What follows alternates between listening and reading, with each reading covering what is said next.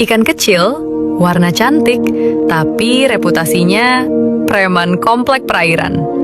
Di alam liar, cupang hidup di perairan dangkal, sawah, parit, rawa.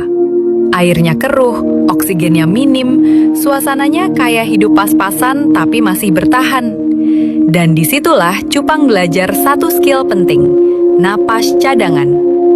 Cupang punya organ labirin, artinya dia bisa ambil oksigen langsung dari udara.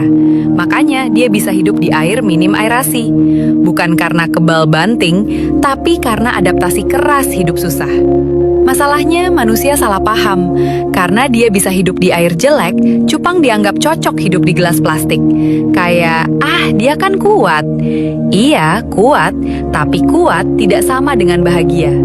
Cupang itu ikan teritorial. Dia galak bukan karena jahat, tapi karena di alam, kalau nggak galak sama dengan mati duluan.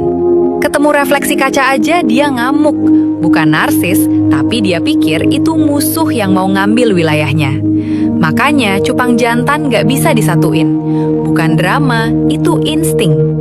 Terus soal warna, cupang warnanya mencolok banget. Merah, biru, metalik, kayak motor abis dicat ulang.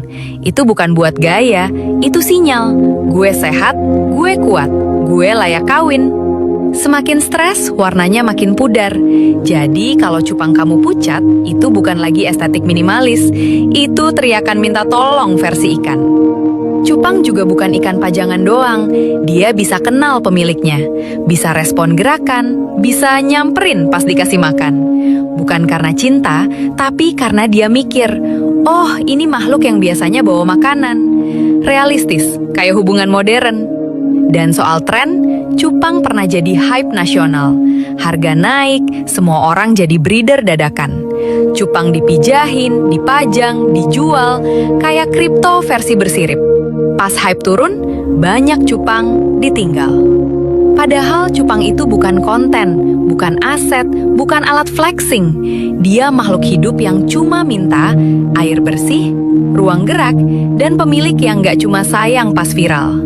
Ironis ya, ikan sekecil ini ngajarin kita satu hal besar. Yang kelihatan kuat belum tentu nggak capek.